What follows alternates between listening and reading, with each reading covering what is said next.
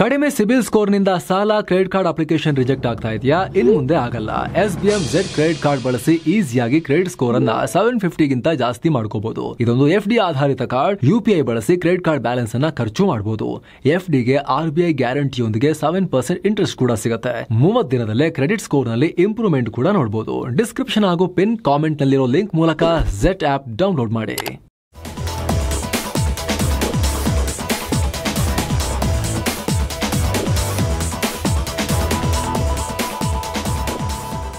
Hi friends, ಇದು mastmaga.com ನ international bulletin ಸುತ್ತು ಜಗತ್ತು. ನಾನು ಅಮರ್ ಪ್ರಸಾದ್. ಭಾರತ ಹಾಗೂ ಪಾಕಿಸ್ತಾನ ನಡುವೆ ಭೀಕರ ಯುದ್ಧಕ್ಕೆ ಕಾರಣವಾಗಿದ್ದ 26 ಅಮಾಯಕರ ಪ್ರಾಣ ತೆಗೆದಿದ್ದ ಪಹಲ್ಗಾಮ್ ಉಗ್ರ ದಾಳಿಗೆ ಸಂಬಂಧಪಟ್ಟಂತೆ ಮತ್ತಷ್ಟು ಸ್ಫೋಟಕ ಮಾಹಿತಿ ಸಿಗ್ತಾ ಇದೆ. ಈ ದಾಳಿಗೆ ಪಾಕಿಸ್ತಾನ ಸರ್ಕಾರ ಮತ್ತು ಸೇನೆ ನೇರ ಆದೇಶ ಕೊಟ್ಟಿದ್ರು ಅಂತ ರಕ್ಷಣಾ ಅಧಿಕಾರಿಗಳು ಈಗ ಮಾಹಿತಿ ಕೊಟ್ಟಿದ್ದಾರೆ. ಮುಂಬೈ ಉಗ್ರ ದಾಳಿ ರೀತಿಯಲ್ಲೇ ಲಷ್ಕರ್ ಉಗ್ರ ಸಂಘಟನೆ ಮತ್ತು ಪಾಕ್ನ ISI ಸೇರ್ಕೊಂಡು ಇದಕ್ಕೆ ಪ್ಲಾನ್ ಮಾಡಿದ್ರು. ನಂತರ ಪಾಕ್ನ ಶಹಬಾಜ್ ಶರೀಫ್ ಸರ್ಕಾರ ಮತ್ತು ಮುನೀರ್ ಸೇನೆ ಇದಕ್ಕೆ ಮಾರ್ಗದರ್ಶನ ಕೂಡ ಮಾಡಿತ್ತು. ರಾಜಕೀಯ ನಾಯಕರು, ಮಿಲಿಟರಿ ಎಸ್ಟಾಬ್ಲಿಷ್ಮೆಂಟ್ ಎಲ್ಲರೂ ಇದರಲ್ಲಿ ಪಾಲ್ಗೊಂಡಿದ್ದಾರೆ ಅಂತ ಡಿಫೆನ್ಸ್ ಮೂಲಗಳು ಮಾಹಿತಿ ನೀಡಿವೆ. ಅಲ್ಲದೆ ಪಾಕ್ನ ISI ಪಹಲ್ಗಾಮ್ನಲ್ಲಿ ದಾಳಿ ನಡೆಸೋಕೆ ವಿದೇಶಿ ಉಗ್ರಗಾಮಿಗಳನ್ನು ನೇಮಿಸೋಕೆ ಆದೇಶ ಕೊಟ್ಟಿತ್ತು. ಪಾಕ್ ಮೂಲದ ಲಷ್ಕರ್ ಕಮಾಂಡರ್ ಸಜೀದ್ ದತ್ಗೆ ಈ ನಿರ್ದೇಶನ ಕೊಡಲಾಗಿತ್ತು. ಈ ದಾಳಿಯ ಗೌಪ್ಯತೆ ಕಾಪಾಡಿಕೊಳ್ಳೋಕೆ ಅವರು ಭಾರತದ ಕಾಶ್ಮೀರಿ ಯುವಕರನ್ನ ಕೂಡ ರಿಕ್ರೂಟ್ ಮಾಡಿರಲಿಲ್ಲ. ಎಲ್ಲವೂ ಪಾಕಿಸ್ತಾನದ ಒಳಗೆ ನಡೆದಿತ್ತು. ಹಾಗೆ ದಾಳಿಯನ್ನು ಎಕ್ಸಿಕ್ಯೂಟ್ ಮಾಡೋಕೆ ಜಮ್ಮು ಕಾಶ್ಮೀರದಲ್ಲಿ ಈಗ ಆಲ್ರೆಡಿ ಆಕ್ಟಿವ್ ಆಗಿರೋ ವಿದೇಶಿ ಲಷ್ಕರ್ ಉಗ್ರರನ್ನ ಇದರಲ್ಲಿ ಬಳಸಿಕೊಳ್ಳಲಾಗಿತ್ತು. ವಿದೇಶಿಗಳು ಅಂದರೆ ಯಾರು? ಪಾಕಿಗಳು. ಈ ಸಂಪೂರ್ಣ ಪಹಲ್ಗಾಮ್ ಉಗ್ರ ದಾಳಿಯ ನೇತೃತ್ವವನ್ನು ಪಾಕ್ನ ಮಾಜಿ ಸ್ಪೆಷಲ್ ಫೋರ್ಸಸ್ ಕಮಾಂಡೋ ಸುಲೈಮಾನ್ ವಹಿಸಿಕೊಂಡಿದ್ದ. 2022ರಲ್ಲಿ ಭಾರತಕ್ಕೆ ಒಳನುಸುಳೋಕು ಮುಂಚೆ ಈತ ಪಾಕ್ನ ಪಂಜಾಬ್ ಪ್ರಾಂತ್ಯದಲ್ಲಿರೋ ಮುರಿದ್ಕೇನ ಲಷ್ಕರ್ ಉಗ್ರ ಸಂಘಟನೆಯ ಕೇಂದ್ರದಲ್ಲಿ ಟ್ರೈನಿಂಗ್ ಪಡೆದಿದ್ದ. ನಂತರ ಈತ M4 ವೆಪನ್ ಸಿಸ್ಟಮ್ ತಗೊಂಡು ಭಾರತಕ್ಕೆ ಬಂದಿದ್ದ. ಈತನ ಟೀಮ್ನಲ್ಲಿ ಪಾಕ್ನ ಇತರ 2 ಉಗ್ರರು ಕೂಡ ಇದ್ರು. ಏಪ್ರಿಲ್ 15ಕ್ಕೆ ಅಂದರೆ ಪಹಲ್ಗಾಮ್ ದಾಳಿ ನಡೆಯೋಕ್ಕೂ ಮುಂಚೆ ಈ ಸುಲೈಮಾನ್ ಜಮ್ಮು ಕಾಶ್ಮೀರದ ತ್ರಾಲ್ ಅರಣ್ಯ ಪ್ರದೇಶದಲ್ಲಿ ಇದ್ದ ಅಂತ ಅಧಿಕಾರಿಗಳು ಹೇಳಿದ್ದಾರೆ. ಅಲ್ಲದೆ ಈತನ ಇರುವಿಕೆಗೆ ಸ್ಯಾಟಲೈಟ್ ಫೋನ್ನಿಂದ ಸಾಕ್ಷ್ಯ ಸಿಕ್ಕಿದೆ. ಆ ತ್ರಾಲ್ ಇದೆಯಲ್ಲ, ಅರಣ್ಯ ಪ್ರದೇಶ, ತ್ರಾಲ್ ಪ್ರದೇಶ ಪಹಲ್ಗಾಮ್ ಉಗ್ರ ದಾಳಿ ನಡೆದ ಬೈಸರನ್ ಕಣಿವೆಯಿಂದ ಸ್ವಲ್ಪ ದೂರದಲ್ಲಿದೆ, ಪಕ್ಕದ್ದು ಬರುತ್ತೆ.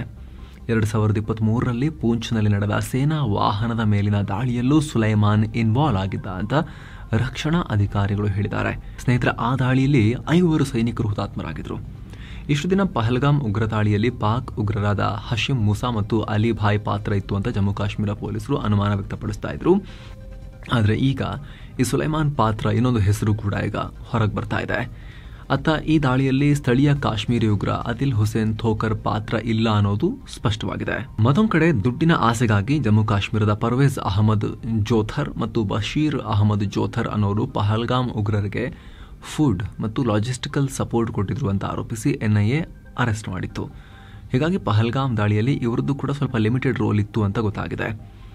ಇನ್ನು ಸದ್ಯ ಈ ಬೈಸರನ್ ಕಣಿವೆಯಲ್ಲಿ 68 ವಿದೇಶಿ ಉಗ್ರರು ಮತ್ತು 3 ಸ್ಥಳೀಯ ಉಗ್ರರು ಆಕ್ಟಿವ್ ಆಗಿದ್ದಾರೆ. ಈ ವರ್ಷದಿಂದ ಇಲ್ಲಿವರೆಗೆ ಒಬ್ಬನನ್ನ ಭಯೋತ್ಪಾದಕ ಸಂಘಟನೆಗೆ ನೇಮಿಸಿಕೊಳ್ಳಲಾಗಿದೆ, ರಿಕ್ರೂಟ್ಮೆಂಟ್ ಕೂಡ ಆಗಿದೆ ಅನ್ನೋ ಮಾಹಿತಿಯನ್ನ ಈಗ ನೀಡಲಾಗಿದೆ. ಏನೋ ಮಹತ್ವದ ಬೆಳವಣಿಗೆಯಲ್ಲಿ ವಿದೇಶಾಂಗ ಸಚಿವ S ಜೈಶಂಕರ್ ಚೀನಾ ಅಧ್ಯಕ್ಷ ಶಿ ಜಿನ್ಪಿಂಗ್ ರನ್ನ ಭೇಟಿ ಮಾಡಿದ್ದಾರೆ. ಚೀನಾದ ಶಾಂಘೈ ಕೋಆಪರೇಷನ್ ಆರ್ಗನೈಸೇಷನ್ SCO ವಿದೇಶಾಂಗ ಸಚಿವರ ಮೀಟಿಂಗು ಮುನ್ನ ಈ ಭೇಟಿಯಾಗಿದೆ. ಫಾರಿನ್ ಮಿನಿಸ್ಟರ್ ಅನ್ನ ಜಿನ್ಪಿಂಗ್ ಮೀಟ್ ಆಗಿಬಿಟ್ಟಿದ್ದಾರೆ. ಸಲ ಈ ಇಂಪಾರ್ಟೆಂಟ್ ಮೀಟಿಂಗ್ ಬಗ್ಗೆ ಮಾತನಾಡಿರೋ ಜೈಶಂಕರ್, ಮೀಟಿಂಗ್ ವೇಳೆ PM ನರೇಂದ್ರ ಮೋದಿ ಮತ್ತು ರಾಷ್ಟ್ರಪತಿ ದ್ರೌಪದಿ ಮುರ್ಮು ಕೊಟ್ಟಿರೋ ಸಂದೇಶವನ್ನ ಅಧ್ಯಕ್ಷ ಶಿ ಜಿನ್ಪಿಂಗ್ರಿಗೆ ತಲುಪಿಸಿದ್ದೇನೆ. 2 ರಾಷ್ಟ್ರಗಳ ದ್ವಿಪಕ್ಷೀಯ ಸಂಬಂಧದಲ್ಲಿ ಇತ್ತೀಚೆಗಾದ ಬೆಳವಣಿಗೆಗಳ ಬಗ್ಗೆ ಚರ್ಚೆ ಮಾಡಿದ್ದೀವಿ. 2 ದೇಶಗಳ ಸಂಬಂಧ ಸುಧಾರಣೆಗೆ ಇಬ್ಬರು ನಾಯಕರು ಕೊಟ್ಟಿರೋ ನಿರ್ದೇಶನಗಳನ್ನು ನಾನು ಅಪ್ರಿಷಿಯೇಟ್ ಮಾಡ್ತೀನಿ ಅಂತ ಹೇಳಿಕೆ ಕೊಟ್ಟಿದ್ದಾರೆ. ಇನ್ನು ಜೈಶಂಕರ್ ಶಿ ಜಿನ್ಪಿಂಗ್ರನ್ನ ಭೇಟಿ ಮಾಡೋಕ್ಕೂ ಮುನ್ನ ಚೀನಾ ವಿದೇಶಾಂಗ ಸಚಿವ ವಾಂಗ್ ಯಿ ರನ್ನ ಮೀಟ್ ಮಾಡಿ ಮಾತುಕತೆ ನಡೆಸಿದರು. ಈ ವೇಳೆ ಭಾರತ ಮತ್ತು ಚೀನಾ ಕಳೆದ 9 ತಿಂಗಳಲ್ಲಿ ತಮ್ಮ ಸಂಬಂಧ ಇಂಪ್ರೂವ್ ಮಾಡಿಕೊಳ್ಳೋಕೆ ತುಂಬ ಪ್ರಯತ್ನಪಟ್ಟು ಪ್ರಗತಿಯನ್ನು ಸಾಧಿಸಿದ್ದಾರೆ. ಗಡಿಯಲ್ಲಿ ಉದ್ವಿಗ್ನತೆಯನ್ನು ಮತ್ತಷ್ಟು ಕಮ್ಮಿ ಮಾಡೋಕೆ ಹೆಚ್ಚಿನ ಪರಿಶ್ರಮದ ಅಗತ್ಯ ಇದೆ ಅಂತ ವಾಂಗ್ ಯಿಗೆ ಹೇಳಿದ್ದಾರೆ. ಅಲ್ಲದೆ 2 ರಾಷ್ಟ್ರಗಳ ನಡುವಿನ ಮನಸ್ತಾಪಗಳು ವಿವಾದವಾಗಿ ಬದಲಾಗಬಾರದು, ಸ್ಪರ್ಧೆ ಯಾವತ್ತಿಗೂ ಸಂಘರ್ಷದ ರೂಪವನ್ನು ಪಡ್ಕೋಬಾರದು ಅನ್ನೋದನ್ನ ಕೂಡ ಹೇಳಿದ್ದಾರೆ. ಇನ್ನು ಕ್ರಿಟಿಕಲ್ ಮಿನರಲ್ಸ್ ರಫ್ತಿನ ಮೇಲೆ ಚೀನಾ ಇತ್ತೀಚೆಗಷ್ಟೇ ನಿರ್ಬಂಧ ಹೇರಿತ್ತು. ಸೊ ಈ ಮೀಟಿಂಗ್ ವೇಳೆ ಜೈಶಂಕರ್ ಇದರ ಬಗ್ಗೆ ಕೂಡ ಉಲ್ಲೇಖ ಮಾಡಿದ್ದಾರೆ. ವ್ಯಾಪಾರದಲ್ಲಿ ನಿರ್ಬಂಧ ಹೇರೋದು, ತಡೆ ಒಡ್ತೀವಿ ಅನ್ನೋದನ್ನೆಲ್ಲ ಅವಾಯ್ಡ್ ಮಾಡಿ ಅಂತ ಹೇಳಿದ್ದಾರೆ. ಅಲ್ಲದೆ ಗಡಿಯನ್ನು ಹಂಚಿಕೊಳ್ಳೋ ನಾವು ಜಾಗತಿಕ ಆರ್ಥಿಕತೆಯಲ್ಲಿ ತುಂಬ ಇಂಪಾರ್ಟೆಂಟ್ ರೋಲ್ ಹೊಂದಿದ್ದೀವಿ.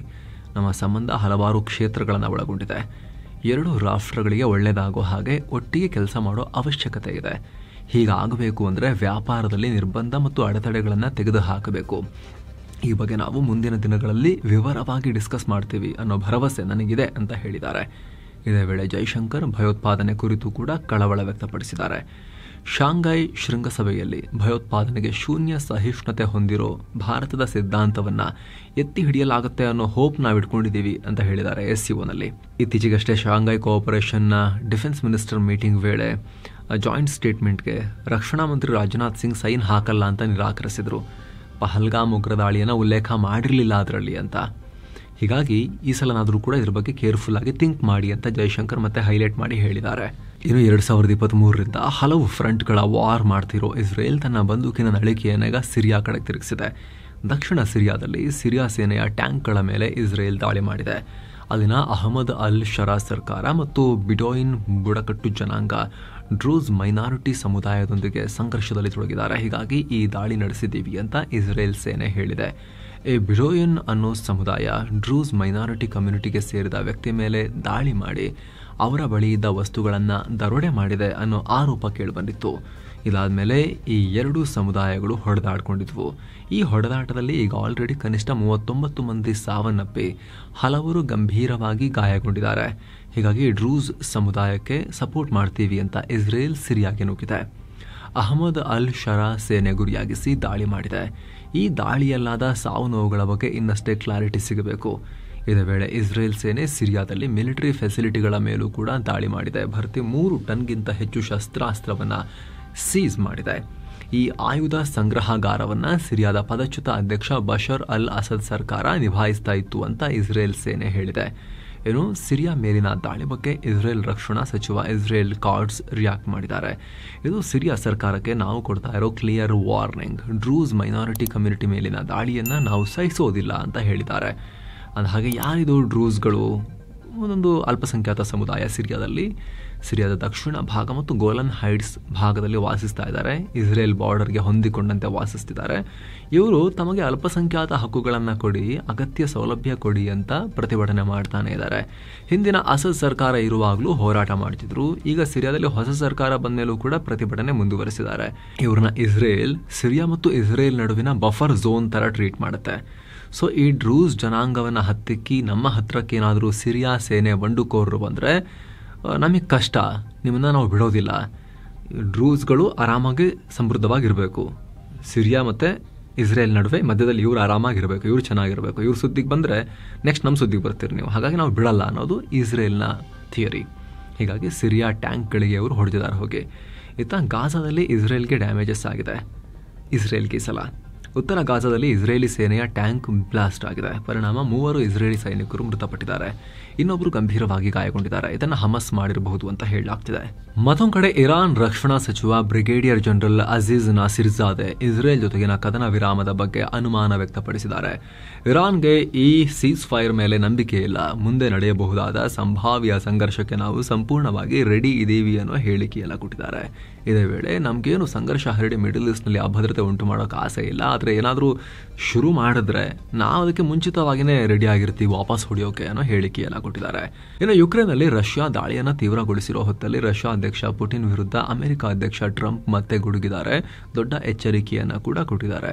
ಮುಂದಿನ 50 ದಿನಗಳಲ್ಲಿ ಪುಟಿನ್ ಯುಕ್ರೇನ್ ಜೊತೆ ಕದನ ವಿರಾಮಕ್ಕೆ ಒಪ್ಪದೇ ಹೋದರೆ 100% ಟ್ಯಾರಿಫ್ ಹಾಕ್ತೀನಿ, ನಾವು ಸೆಕೆಂಡರಿ ಟ್ಯಾರಿಫ್ ವಿಧಿಸೋಕೆ ಈಗ ಆಲ್ರೆಡಿ ಶುರು ಮಾಡಿದ್ದೀವಿ ಅನ್ನೋ ಹೇಳಿಕೆ ಕೊಟ್ಟಿದ್ದಾರೆ. ನ್ಯಾಟೋ ಪ್ರಧಾನ ಕಾರ್ಯದರ್ಶಿ ಮಾರ್ಕ್ ರುಟೆ ಜೊತೆ ನಡೆಸಿದ ಮಾತುಕತೆಯಲ್ಲಿ ಟ್ರಂಪ್ ಈ ರೀತಿ ಹೇಳಿದ್ದಾರೆ. ಒಂದು ದಿನದ ಹಿಂದಷ್ಟೇ ಟ್ರಂಪ್, ನನಗೆ ಪುಟಿನ್ರಿಂದ ತುಂಬಾ ಬೇಸರವಾಗಿದೆ, ಅವರು ಹೇಳೋದೊಂದು ಮಾಡೋದೊಂದು, ಬೆಳಗ್ಗೆ ಚೆನ್ನಾಗಿ ಮಾತನಾಡ್ತಾರೆ, ರಾತ್ರಿ ಸ್ಫೋಟಕ ಸುರಿತಾರೆ ಅಂತ ಹೇಳಿದ್ರು. ಅದರ ಬೆನ್ನಲ್ಲೇ ಈ ಹೊಸ ಬೆದರಿಕೆ ಹಾಕಿದ್ದಾರೆ. ಇನ್ನು ಈ ಮಾರ್ಕ್ ರುಟೆ ಜೊತೆಗಿನ ಮಾತುಕತೆ ವೇಳೆ ಟ್ರಂಪ್ ಮತ್ತೆ ಭಾರತ ಪಾಕ್ ಸಂಘರ್ಷ ನಿಲ್ಲಿಸಿದ್ದು ನಾನೇ ಅನ್ನೋದನ್ನ ಹೇಳಿಕೊಂಡಿದ್ದಾರೆ.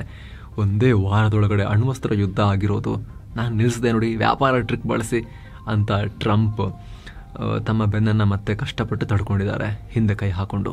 ವರ್ಕ್ ಫೋರ್ಸ್ ಕಮ್ಮಿ ಮಾಡೋ ಗುರಿ ಹೊಂದಿರೋ ಅಮೆರಿಕದ ಟ್ರಂಪ್ ಆಡಳಿತದಲ್ಲಿ ದೊಡ್ಡ ಸರ್ಜರಿ ಆಗಿದೆ. ಅಮೆರಿಕದ ಶಿಕ್ಷಣ ಇಲಾಖೆಯನ್ನು ಕಿತ್ತು ಹಾಕೋ ಅಧ್ಯಕ್ಷ ಡೊನಾಲ್ಡ್ ಟ್ರಂಪ್ರ ಪ್ಲಾನ್ಗೆ ಅಮೆರಿಕದ ಸುಪ್ರೀಂ ಕೋರ್ಟ್ ಗ್ರೀನ್ ಸಿಗ್ನಲ್ ಕೊಟ್ಟಿದೆ. ಟ್ರಂಪ್ ಕಳೆದ ಮಾರ್ಚ್ನಲ್ಲಿ ಶಿಕ್ಷಣ ಇಲಾಖೆಯನ್ನು ಕಿತ್ತು ಹಾಕೋಕೆ ಎಕ್ಸಿಕ್ಯೂಟಿವ್ ಆರ್ಡರ್ಗೆ ಸೈನ್ ಹಾಕಿದ್ರು. ಈ ಇಲಾಖೆಯನ್ನು ಬೇರೆ ಇಲಾಖೆಯೊಂದಿಗೆ ಮರ್ಜ್ ಮಾಡೋಕೆ ಮುಂದಾಗಿದ್ರು. ಆದರೆ ಟ್ರಂಪ್ರ ಈ ನಿರ್ಧಾರದ ವಿರುದ್ಧ ಕೇಸೆಲ್ಲ ಆಗಿತ್ತು. ಅಮೆರಿಕದ ಡಿಸ್ಟ್ರಿಕ್ಟ್ ಕೋರ್ಟ್ ಈ ಕ್ರಮವನ್ನು ಬ್ಲಾಕ್ ಮಾಡಿತ್ತು. ಇದನ್ನು ಪ್ರಶ್ನಿಸಿ ಟ್ರಂಪ್ ಸುಪ್ರೀಂ ಕೋರ್ಟಿಗೆ ಹೋಗಿದ್ರು. ಇದೀಗ ಈ ಕುರಿತು ವಿಚಾರಣೆ ನಡೆಸಿದ ಸುಪ್ರೀಂ ಕೋರ್ಟ್ ಟ್ರಂಪ್ ಸರ್ಕಾರ ಅವ್ರಿಗೆ ಈ ಡಿಸಿಷನ್ ತಗೋಬಹುದು, ಸರ್ಕಾರಕ್ಕೆ ಬಿಟ್ಟಿರೋ ವಿಚಾರ ಇದು ಅಂತ ಹೇಳಿದೆ. ಹಾಗಾಗಿ ಟ್ರಂಪ್ ನುಗ್ಗು ಬಿಟ್ಟಿದ್ದಾರೆ, ತಗೊಂಡೇ ಬಿಡ್ತೀನಿ ಡಿಸಿಷನ್ ಅಂತ. ಮತ್ತೊಂದು ಕಡೆ ರಷ್ಯಾ ಯುಕ್ರೇನ್ ನಡುವೆ ದಾಳಿ ಪ್ರತಿದಾಳಿ ತೀವ್ರ ಆಗ್ತಿರೋ ಹೊತ್ತಲ್ಲಿ ಯುಕ್ರೇನ್ ಆಡಳಿತದಲ್ಲಿ ದೊಡ್ಡ ಬದಲಾವಣೆಯಾಗಿದೆ. ಯುಕ್ರೇನ್ನ ನೂತನ ಪ್ರಧಾನಿಯಾಗಿ ಪ್ರಸ್ತುತ ಫಸ್ಟ್ ಡೆಪ್ಯೂಟಿ ಮಿನಿಸ್ಟರ್ ಆಗಿರೋ ಯುಲಿಯಾ ಸ್ವಿರಿದೆನ್ಕೋರ್ ಅನ್ನು ನೇಮಿಸುವುದಾಗಿ ಯುಕ್ರೇನ್ ಅಧ್ಯಕ್ಷ ವೊಲೋಡಿಮಿರ್ ಝೆಲೆನ್ಸ್ಕಿ ಹೇಳಿದ್ದಾರೆ. ಸದ್ಯ ಪ್ರಧಾನಿಯಾಗಿರೋ ಡೆನಿಸ್ ಶ್ಮೆಹಲ್ರನ್ನ ರಕ್ಷಣಾ ಸಚಿವರನ್ನಾಗಿ ನೇಮಕ ಮಾಡಲಾಗಿದೆ. ಯುಕ್ರೇನ್ನ ರಕ್ಷಣಾ ಸಚಿವ ಆಗೋ ಎಲ್ಲ ರೀತಿಯ ಅರ್ಹತೆ, ಸ್ಕಿಲ್ಸ್, ಎಕ್ಸ್ಪೀರಿಯನ್ಸ್ ಇವ್ರ ಬಳಿ ಇದೆ ಅಂತ ಜೆಲೆನ್ಸ್ಕಿ ಹೇಳ್ಕೊಂಡಿದ್ದಾರೆ. ಮತ್ತೊಂದು ಕಡೆ ರಷ್ಯಾದ ಹಳೆ ಶತ್ರು ಜರ್ಮನಿ ರಷ್ಯಾ ವಿರುದ್ಧ ಕೆಂಡ ಕಾರಿದೆ. ಡಿಫೆನ್ಸ್ ಮಿನಿಸ್ಟರ್ ಬೋರಿಸ್ ಪ್ರಿಸ್ಟೋರಿಯಸ್ ರಷ್ಯಾ ಏನಾದರೂ ಜರ್ಮನಿ ಮೇಲೆ ದಾಳಿ ಮಾಡೋಕೆ ಬಂದ್ರೆ ಜರ್ಮನಿಯ ಸೈನಿಕರು ಮತ್ತು ಸೇನೆ ರಷ್ಯನ್ ಸೇನೆಯನ್ನ ಬೇಟೆಯಾಡೋಕೆ ಫಿನಿಶ್ ಮಾಡೋಕೆ ರೆಡಿ ಇದೆ ಅಂತ ಗುಡುಗು ಬಿಟ್ಟಿದ್ದಾರೆ. ಜೊತೆಗೆ ಆಲ್ರೆಡಿ $86 ಬಿಲಿಯನ್ ಸೇನೆ ಮೇಲೆ ಖರ್ಚು ಮಾಡ್ತಿರೋ ಜರ್ಮನಿ ನೆಕ್ಸ್ಟ್ 4 years ಅಲ್ಲಿ ಅದನ್ನ ಡಬಲ್ ಮಾಡ್ತೀವಿ ಅಂತ ಕೂಡ ಅವ್ರು ಹೇಳಿದ್ದಾರೆ. ಇನ್ನೊಂದು ಕಡೆ ಇಮ್ಯಾನ್ಯುಯಲ್ ಮ್ಯಾಕ್ರಾನ್ ಕೂಡ ಡಿಫೆನ್ಸ್ ಮೇಲೆ ಸಿಕ್ಕಾಪಟ್ಟೆ ಹಣ ಹಾಕ್ತೀನಿ ಅಂತ ಘೋಷಿಸಿದ್ದಾರೆ. 2027 ಹೊತ್ತಿಗೆ ಮಿಲಿಟರಿ ಬಜೆಟ್ ಅನ್ನ ಡಬಲ್ ಮಾಡ್ತೀವಿ ಅಂತ ಹೇಳಿದ್ದಾರೆ. ಹೆಚ್ಚಾಗ್ತಿರೋ ಜಾಗತಿಕ ಉದ್ವಿಗ್ನತೆ ಮತ್ತು ಭದ್ರತಾ ಸವಾಲುಗಳ ಮಧ್ಯೆ ಮ್ಯಾಕ್ರಾನ್ ಈ ಘೋಷಣೆ ಮಾಡಿರೋದು ಇಂಪಾರ್ಟೆಂಟ್. ಫ್ರಾನ್ಸ್ ತನ್ನ ರಕ್ಷಣಾ ಬಜೆಟ್ ಅನ್ನ 2030 ಹೊತ್ತಿಗೆ ಡಬಲ್ ಮಾಡೋ ಗುರಿಯನ್ನ ಹಾಕೊಂಡಿತ್ತು. ಆದ್ರೆ ಅದಕ್ಕೂ ಮುನ್ನವೇ ಮ್ಯಾಕ್ರಾನ್ ಈ ರೀತಿ ಹೇಳಿದ್ದಾರೆ. ಅಂದಹಾಗೆ 2017ರಲ್ಲಿ ಫ್ರಾನ್ಸ್ನ ರಕ್ಷಣಾ ಬಜೆಟ್ $34 ಬಿಲಿಯನ್ ಇತ್ತು. ಅದನ್ನ 2027 ಹೊತ್ತಿಗೆ $69 ಬಿಲಿಯನ್ ಮಾಡೋದಕ್ಕೆ ಮ್ಯಾಕ್ರಾನ್ ಹೆಜ್ಜೆ ಇಟ್ಟಿದ್ದಾರೆ. ಇನ್ನು ಕೆನಡಾದಲ್ಲಿ ಅಪರಿಚಿತ ವ್ಯಕ್ತಿಗಳು ಏನ್ ಮಾಡಿದ್ದಾರೆ ಅಂದ್ರೆ ಇಸ್ಕಾನ್ ರಥಯಾತ್ರೆ ವೇಳೆ ಮೊಟ್ಟೆ ಬಿಸಾಡಿದ್ದಾರೆ. ಕೆನಡಾದ ಟೊರೊಂಟೊದಲ್ಲಿ ಈ ಘಟನೆಯಾಗಿದೆ. ಇದಕ್ಕೆ ಸಂಬಂಧಪಟ್ಟಂತೆ ಭಾರತ ಖಂಡನೆ ವ್ಯಕ್ತಪಡಿಸಿದೆ. ಸೋಮವಾರ ಲಂಡನ್ನ ಸೌತ್ ಎಂಡ್ ಏರ್ಪೋರ್ಟ್ನಲ್ಲಿ ಟೇಕ್ ಆಫ್ ಆಗಿ ಸ್ವಲ್ಪ ಹೊತ್ತಲ್ಲೇ ಬಿದ್ದ ಪುಟ್ಟ ವಿಮಾನ ಪತನದಲ್ಲಿ 4 ಪ್ರಾಣ ಕಳ್ಕೊಂಡಿದ್ದಾರೆ ಅಂತ ಬ್ರಿಟನ್ ಪೊಲೀಸರು ಮಾಹಿತಿ ಕೊಟ್ಟಿದ್ದಾರೆ. ಮತ್ತೊಂದು ಕಡೆ ಅಮೆರಿಕದ ಮೆಸಾಚ್ಯೂಸೆಟ್ಸ್ನಲ್ಲಿರೋ Gabriel house residential health care ಫೆಸಿಲಿಟಿಯಲ್ಲಿ ದೊಡ್ಡ ಅಗ್ನಿ ಅವಘಡ ಉಂಟಾಗಿ ಇಡೀ ಬಿಲ್ಡಿಂಗ್ ಬೆಂಕಿ ಆವರಿಸಿಕೊಂಡು 9 ಪೇಷಂಟ್ಸ್ ಪ್ರಾಣ ಕಳ್ಕೊಂಡಿದ್ದಾರೆ. ಕನಿಷ್ಠ 30 ಪೇಷಂಟ್ಸ್ ಗಾಯಗೊಂಡಿದ್ದಾರೆ. ಈ ಅಗ್ನಿ ಅನಾಹುತಕ್ಕೆ ಕಾರಣವನ್ನ ಪತ್ತೆ ಹಚ್ಚೋಕೆ ಈಗ ಪೊಲೀಸರು ತನಿಖೆ ನಡೆಸ್ತಾ ಇದ್ದಾರೆ. ಇನ್ನು ಥೈಲ್ಯಾಂಡ್ ಜೊತೆಗೆ ಉದ್ವಿಗ್ನತೆ ಇರೋ ಹೊತ್ತಲ್ಲಿ ಕಂಬೋಡಿಯಾ ದೊಡ್ಡ ಘೋಷಣೆ ಮಾಡಿದೆ. 2027 ವೇಳೆಗೆ ಕಡ್ಡಾಯವಾಗಿ 18 ರಿಂದ 30 ವರ್ಷದೊಳಗಿನ ನಾಗರಿಕರನ್ನ ಸೇನೆಗೆ ಸೇರಿಸಿಕೊಳ್ತೀವಿ ಅಂತ ಹೇಳಿದೆ. ಕಂಬೋಡಿಯಾ ಪಿಎಂ ಹುನ್ ಮ್ಯಾನೆಟ್ ಈ ಘೋಷಣೆ ಮಾಡಿದ್ದಾರೆ. 2006ರಲ್ಲೇ ಕಂಬೋಡಿಯಾ ಸಂಸತ್ತು 18 ರಿಂದ 30 ವರ್ಷದೊಳಗಿನ ಎಲ್ಲ ನಾಗರಿಕರು ಕಡ್ಡಾಯವಾಗಿ 18 ತಿಂಗಳು ಸೇನೆಯಲ್ಲಿ ಕೆಲಸ ಮಾಡಬೇಕು ಅಂತ ಹೇಳಿದ್ರು. ಆದ್ರೆ ಅದನ್ನ ಇದುವರೆಗೂ ಇಂಪ್ಲಿಮೆಂಟ್ ಮಾಡಿರಲಿಲ್ಲ. ಈಗ ಮಾಡ್ತೀವಿ ಅಂತ ಹೇಳಿದ್ದಾರೆ. ಅಲ್ಲದೆ ಸೇವೆಯನ್ನು 18 ತಿಂಗಳಿಂದ 2 ವರ್ಷಕ್ಕೆ 24 ತಿಂಗಳಿಗೆ ಏರಿಕೆ ಮಾಡ್ತೀವಿ ಅಂತಾನೂ ಹೇಳಿದ್ದಾರೆ. ರಕ್ಷಣಾ ಬಜೆಟ್ ಅನ್ನು ಕೂಡ ಹೆಚ್ಚಿಸ್ತೀವಿ ಅಂತ ಹೇಳಿದ್ದಾರೆ. ಇವರ ವಿವಾದ ಬಹಳ ಇಂಟ್ರೆಸ್ಟಿಂಗ್ ಇದೆ. ಇದಕ್ಕೆ ಸಂಬಂಧಪಟ್ಟ ಪೂರ್ಣ ಮಾಹಿತಿಯ ಫುಲ್ ರಿಪೋರ್ಟ್ ಇಲ್ಲಿದೆ ನೋಡಿ. ನಾವು ಆಲ್ರೆಡಿ ಪಬ್ಲಿಷ್ ಮಾಡಿದ್ದೀವಿ. ಕ್ಲಿಕ್ ಮಾಡೋ ಮೂಲಕ ನೀವು ಸೀದಾ ಈ ವಿಡಿಯೋಗೆ ಜಂಪ್ ಆಗ್ಬೋದು. ಇದಾಗಿತ್ತು ಇವತ್ತಿನ ಜಗತ್ತಿನ ಸುತ್ತಾಟ. ಮತ್ತೆ ಭೇಟಿ ಆಗ್ತಿರೋಣ. ನಮಸ್ತೆ.